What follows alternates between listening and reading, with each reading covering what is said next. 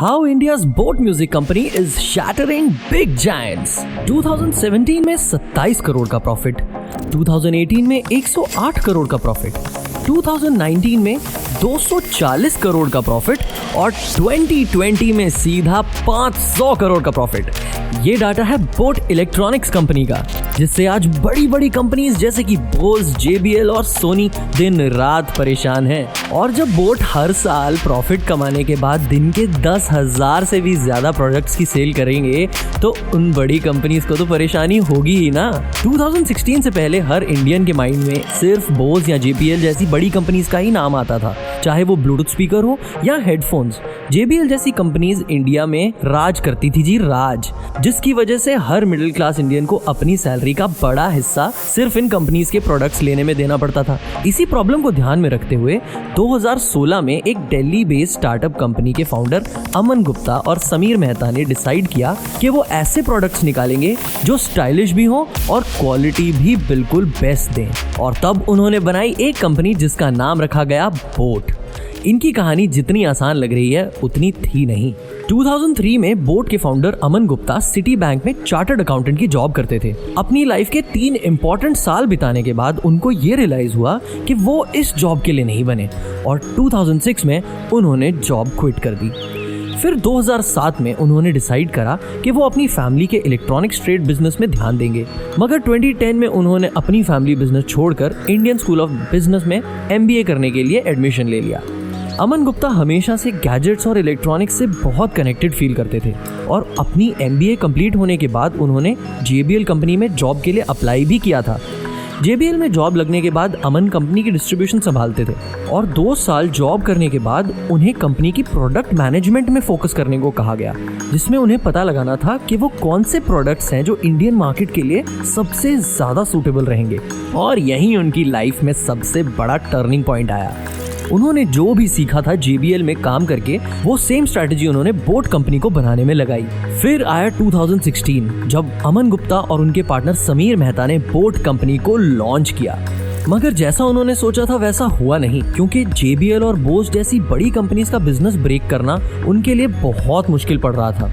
अमन और समीर ने टोटल 30 लाख रुपए ऑलरेडी बोट कंपनी को बनाने में लगा दिए थे, मगर पहले 2 साल में उनके बिजनेस में कोई प्रोग्रेस नहीं हुई। मगर 2018 में कंवलजीत सिंह उनके प्रोडक्ट और उनकी मार्केटिंग स्ट्रैटेजी देख के बहुत इंप्रेस हुए और उन्होंने अपनी कंपनी फायरसाइड वेंचर्स के थ्रू 600 लाख बोट कंपनी में इन्वेस्ट करना डिसाइड किया। जैसे ही कंपनी का बिजनेस एक्सपैंड होने लगा, बोट कंपनी का प्रॉफिट भी बढ़ने लगा। लोगों की नजरों में आने के लिए इन्होंने famous celebrities like Kiara Advani और कार्तिक आर्यन जैसे एक्टर्स के थ्रू अपने ब्रांड की प्रमोशन करवाई। IPL टीम और लैक्मे फैशन वीक जैसे बड़े इवेंट्स को भी प्रमोट करके इन्होंने अपना नाम इंडियन मार्केट में डेवलप करना शुरू किया।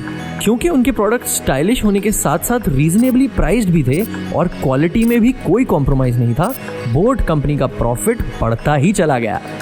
अपनी कंपनी को प्रॉफिटेबल लेवल पे एक्सपैंड होता देख अमन और समीर ने बोट के प्रोडक्ट्स बाकी इलेक्ट्रॉनिक्स रेंजेस जैसे ट्रैवल चार्जर्स और स्पीकर्स में भी कवर करने का डिसीजन लिया और इसके लिए उन्होंने 75 करोड़ की investment American company Warburg Pincus से रेज करी। शुरुआत में उन्होंने Amazon और Flipkart पे अपने प्रोडक्ट सेल करके अपनी जर्नी की शुरुआत की और आज बोट कंपनी में टोटल 35 मेंबर्स हैं, 5000 स्टोर्स हैं जिनमें इनके प्रोडक्ट्स हैं, 20 डिस्ट्रीब्यूटर्स हैं और 200 लाख लोगों को अपने प्रोडक्ट्स अभी तक ये बेच चुके हैं। जो फॉरेन कंपनीज इंडिया में आकर हमें सेम प्रोडक्ट्स 3000 से 7000 के बीच बेचती थी, बोट जैसी इंडियन कंपनी सेम क्वालिटी और उससे बढ़िया स्टाइल के साथ हमें वही प्रोडक्ट्स 1000 रुपए में प्रोवाइड करती हैं। एक प्रोडक्ट में इतना बड़ा प्राइस में गैप लाना और फॉरेन कंपनीज को उनकी कंट्री का दरवाजा वापस दिखाना एक बहुत ही बड़ी अचीवमेंट मानी जाती है।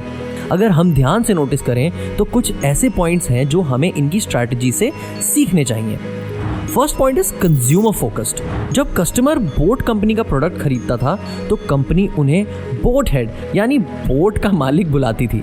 ऐसा करने से कस्टमर्स कंपनी से कनेक्टेड फील करते थे और कंपनी उनकी नीड्स को और अच्छे से समझ पाती थी।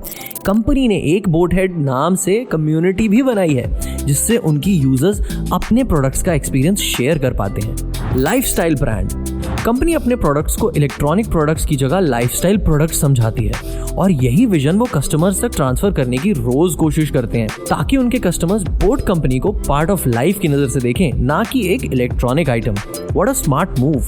2019 में लैक्मे फैशन वीक में मॉडल्स ने जब बोट के प्रोडक्ट्स पहने तो उससे उन्होंने ये प्रूव करने की कोशिश की कि बोट एक फैशन प्रोडक्ट है, ना कि कोई इलेक्ट्रॉनिक गुड। वैरायटी। कस्टमर्स का इंटरेस्ट बनाने के लिए कंपनी हर साल एक न्यू प्रोडक्ट निकालती है। 2018 में इन्होंने स्पीकर्स लॉन्च किए, 2019 में साउंड बार्स और अब wireless earphones. Online marketing. TV और न्यूज़पेपर से हटकर कंपनी ने ऑनलाइन मार्केटिंग में ज्यादा ध्यान दिया। फेसबुक और इंस्टाग्राम जैसे प्लेटफॉर्म्स में मार्केटिंग करके आज कंपनी के 80,000 से भी ज्यादा बोटहेड कम्युनिटी मेंबर्स बन गए हैं। कंक्लूजन। तो ये थी बोट कंपनी की स्टोरी। अगर आप भी ऐसी कंपनी स्टार्ट करना चाहते हैं तो आज भी देर नहीं हुई है। अगर अमन और समीर ये सोचते कि JBL और बोस कंपनी को हराना बहुत ही मुश्किल है तो वो आज इतने ऊंचे मुकाम पर अपनी कंपनी को ना ले जा पाते।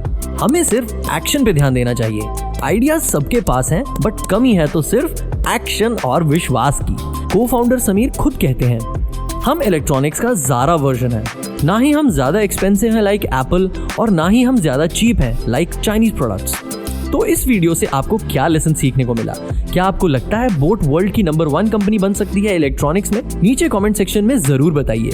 हम उम्मीद करते हैं आपको हमारी ये वीडियो जरूर पसंद आई होगी। सब्सक्राइब एंड शेयर जरूर कीजिए एंड लाइक करना तो बिल्कुल भी ना भूलिएगा। Thank you for watching.